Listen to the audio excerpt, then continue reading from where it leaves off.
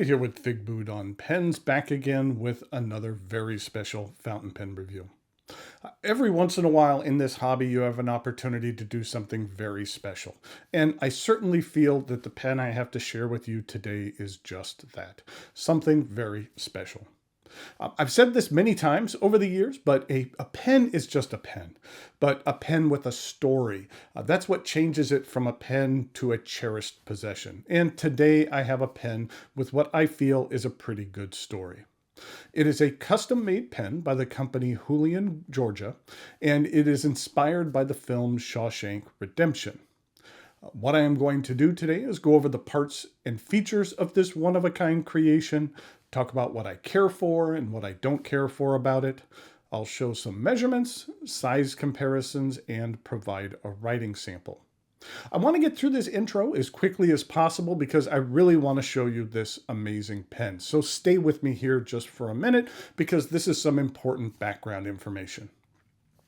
The man behind Hooligan Georgia is Tim Cullen, and as the name of this company would imply, he is based out of Georgia, Canton to be specific, which is about 45 minutes north of Atlanta. The name Hooligan was the name of one of Tim's dogs, a Great Dane Pit Bull mix. His customers are collectively known as hooligans. It was funny. While at the Atlanta show, I was showing off this pen to a friend, and a woman who was passing by ducked her head in and proudly proclaimed, "I'm a hooligan too."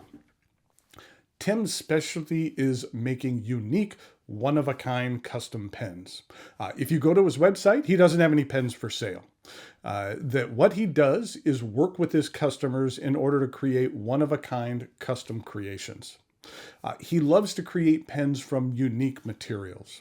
Here's an example of a pen he made from some bog oak, copper Damascus steel, and the tooth from a woolly mammoth. Tim even has a pen which resides in the Museum of Writing Instruments. I didn't even know there was a Museum of Writing Instruments. It's in Lake Winneconne, Wisconsin, not far from Appleton. Tim and I met up at last year's Atlanta show, and we discussed working together on a pen. We were talking about ideas for themes, and we happened upon the movie The Shawshank Redemption. It is one of my all-time favorites. It's a film that if I'm ever flipping channels and I come across it, I will stop and watch it from whatever point the film is at. I've probably watched it more than any other film. Now, I could fill an hour-long video just talking about everything I love about the film and what makes it important, but I will refrain. It is the story of Andy Dufresne, a man who was sentenced to life in prison for the murder of his wife and the man she was cheating on him with. Andy is sent to the Shawshank State Prison where he makes friends, he makes some enemies, and in the end, well, I'm not going to show you what happens at the end or talked about that. If you haven't seen it, it's a moment in movie history best left for you to experience on your own. I like to judge films in regard to how many moments it has. A typical film will be lucky to have one or maybe two moments. The Shawshank Redemption truly has dozens of moments which are memorable and perfectly crafted. It is truly a cinema masterpiece. Okay, that is enough talk. Now it's time to look at this one-of-a-kind gem over here at camera 2. When it comes to the process of Tim making a pen for you, you are very much part of that process. We went back and forth with ideas for several weeks before finalizing the design and which elements for the film to incorporate, and this is what we came up with. Now, let me take it out of the sleeve. And here is the pen. There is a lot going on here. The pen is chock full of symbolism. Everything on this pen is completely handmade, even down to the nib, which you'll see here in a minute. Well, I guess the converter isn't handmade, but believe me, if Tim felt he could make a better converter himself, I'm confident that he would do that. Tim is a very talented metalworker and artist. The cap is made from a resin created by Jason Olson of Right Turns, that's turns with a Z. The pearlescent gray represents the prison walls of the fictional Shawshank State Prison. And then the barrel is made from stabilized wood. Stabilizing wood is a process in which the wood is placed in resin and then put in a vacuum chamber where the resin essentially gets sucked into the wood. So this wood is preserved and won't warp or crack over time. But what is really special about this wood is that it is wood from the prominent tree featured in the movie. The tree was a white oak located in rural northern Ohio, where most of the movie was filmed. Unfortunately, the tree was partially damaged by a storm back in 2011, and then due to damage from another storm in 2016, the tree needed to be removed. The pen actually arrived with a little certificate of authenticity for the wood as well, with a picture of the tree and then an ID number as well. You know what? Let me show some of the other documentation that came with this pen. There is, I know it won't quite fit here. There was a very nice letter here that describes everything about the pen and some of the symbolism. And then there's some information here about the nib that was created. And then there is a certificate of authenticity. All of these are on some very nice cardstock. No, I wouldn't say cardstock, but just very thick paper that make them feel significant. And then finally, he also included a quote from the movie, which says, "Hope is a good thing, maybe the best of things, and no good thing ever dies," which is something that Andy Dufresne said from the movie. One of the main themes of this film is hope. I mentioned it previously, but when you order a pen from Tim, you are very much part of the process, and it is a lengthy process. Each of his pens takes several months to make for reasons you will understand soon. Tim shared lots of pictures of the creation process. He shared successes as well as failures. When you are creating pens in the manner Tim does, sometimes things don't work out as expected, and it was interesting to be part of that. Tim is a perfectionist. He is the type of artisan who would rather throw a pen away and start again from scratch if he doesn't feel it's as ideal as he envisioned. His attention to detail is very, very high, and he is very good at what he does. He has a unique combination of skill sets. So let's take a look at the elements of this pen. To begin with, on the top of the cap, the stainless steel finial is engraved with a rock hammer, which plays an important part in the story. Let me see how close I can get here, but the detail on this is great. And I really like this textured background as well, which is essentially just hand dimpled. It really helps make the hammer stand out. And again, all of this is hand engraved. And this transitions into the clip. Again, handmade. The clip is made from solid stainless steel, except for the clip ring, which you can just see. It's mostly inside the cap. You can see a glimpse of it here. That's made from a nickel silver, which has a better spring retention than stainless steel. On the top of the clip, it's engraved with 37927, which was Andy's prisoner number, and Tim even used the exact font used in the movie. Now, if you look real close, let me see how close I can get here. If you look real close, you could see some imperfections, some small ones, but that's to be expected. I mean, this was not laser engraved or stamped. Again, completely freehand engraving. Sometimes I'm, a bit in awe of artistic talent because it's not a skill set which I possess. On the underside of the clip, you know what, it's really difficult to see, but you can see there's something there. Here, I'll show a picture of it. It is engraved with the name of a Mexican village, Zihuatanejo. This is a picture during the creation process. I like Tim's choice of having this in a cursive. It almost looks like you say it, Zihuatanejo. It kind of sounds cursive when it comes out of your mouth. And I thought that under the clip would be a good place to hide the name, because in the movie it's a bit of a secret. The cap is straight. Then we have this thick stainless steel cap band. This was one of the first elements I thought of when coming up with ideas. Here on the front, it says Brooks was here, and then on the back, it says so was Red.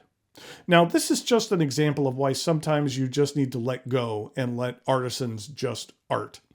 In my mind, the words were just going to be like engraved here on with like a plain old font, but no, Tim decided to replicate the handwriting from the film.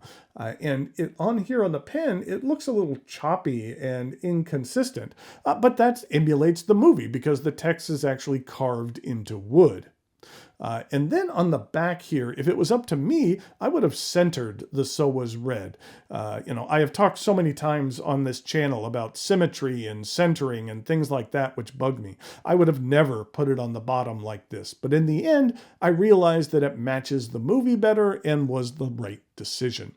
Like I said, you need to let go sometimes and let the artisans art, especially when they're better at it than you are.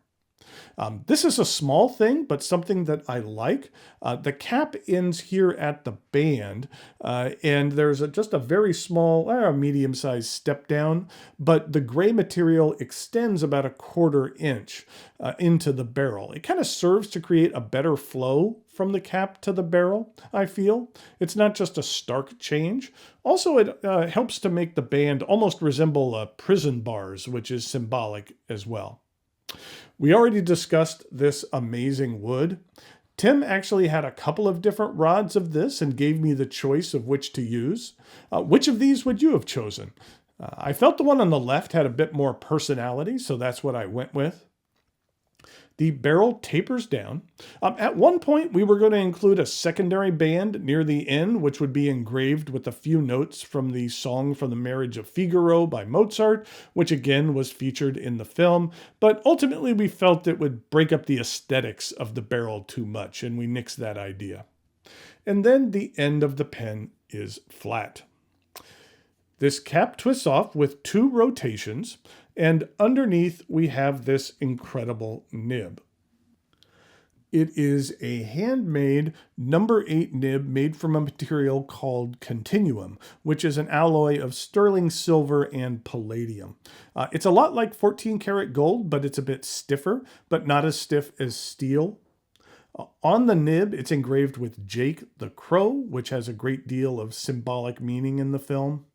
Now, I would have personally never had the bird off-center like this, but just like the band I discussed earlier, sometimes you just need to let an artist do their thing. And I realized that later that having it off-center was a better choice, rather than figuring out how to incorporate the breather hole into the design. Plus, it just kind of looks neat being off to the side like that, and you can really see the detail in this hand engraving. It's just incredible. Now, I mentioned earlier that Tim does a really good job of including you in the ups and downs of the creation of your pen. Here's an example. He originally made a nib on the left, which he engraved, but didn't feel it lived up to his high standards, so he created a new one. The engraving is slightly different between the two, but that's to be expected when it's completely done by hand. The number 6 on the bottom represents the 6th pen with Tim's custom handmade nib. It's nothing that'll be visible, but it gives the nib a bit of a provenance. You'll see here in the writing sample, but the nib performs very well. The nib was actually ground and tuned by Mark Backus, who is one of my go-to nib meisters and does some great work. Here's a picture of Mark putting the finishing touches on this nib. And here's a look at the ebonite feed.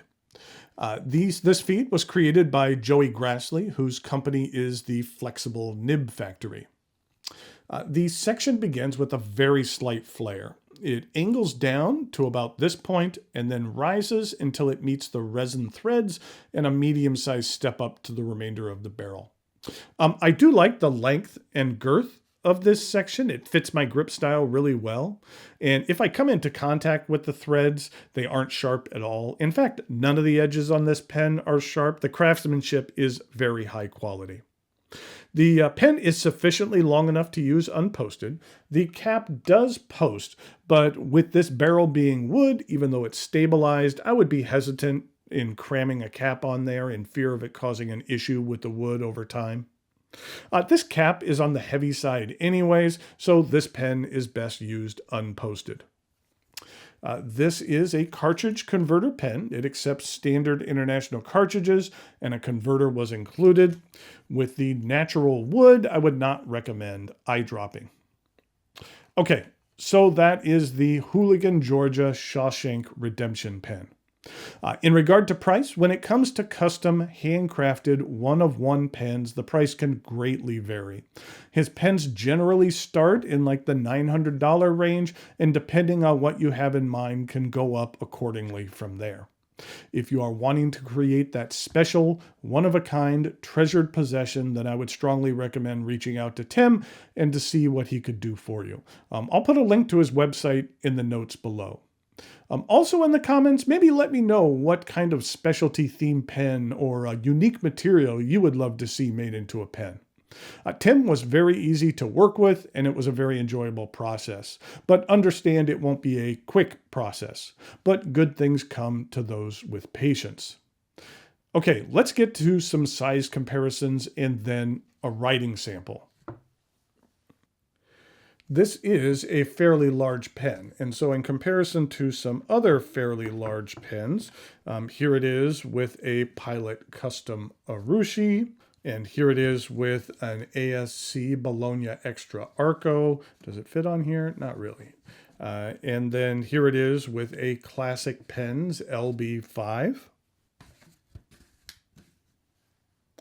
And then in regard to some other pens, here it is with a Leonardo Momento Zero Grande.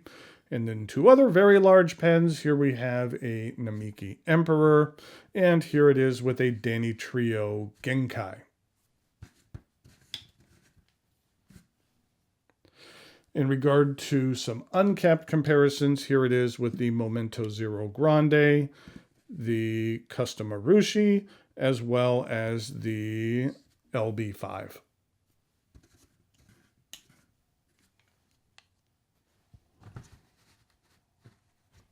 Okay, here we go with a writing sample for the Hooligan Georgia Shawshank Redemption.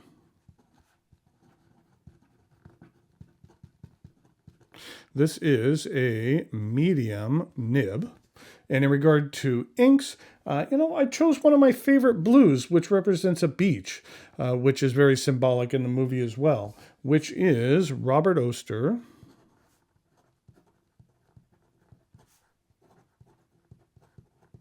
Bondi Blue.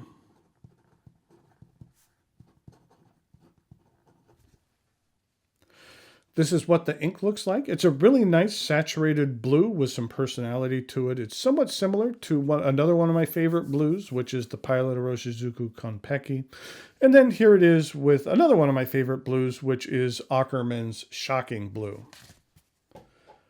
This is what the Robert Oster bottles look like. I do like the fact that they're long and skinny. You can get just about any nib in here. But I will say, I'm always fearful that I'm going to knock it over. I have yet to knock one over since a little bit on the thin side, but I'm always in fear of doing that. So hopefully that won't ever happen. Okay, here we go with the rest of the writing sample.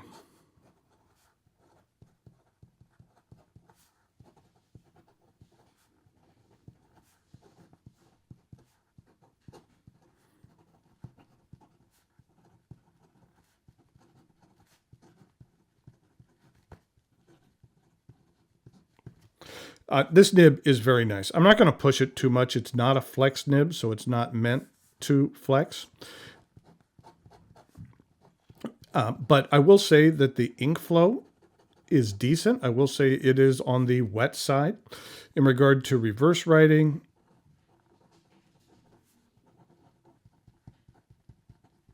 it's actually fairly smooth. And then in regard to some fast writing,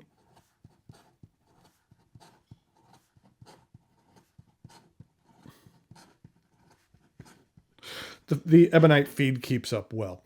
This nib writes very well. Mark Backus did a really good job of tuning it, and it's a unique shape, but it performs very nicely. And then just another look. I just love that crow engraving on there. I just think that looks amazing. So Tim is an extremely skilled craftsman who produces high quality and unique pens. The build quality on this pen is top notch. I think this pen is beautiful, and I love all of the symbolism and meaning included. And this will be a pen which I will never part with. Until next time, thanks for watching, and I'll talk to you later.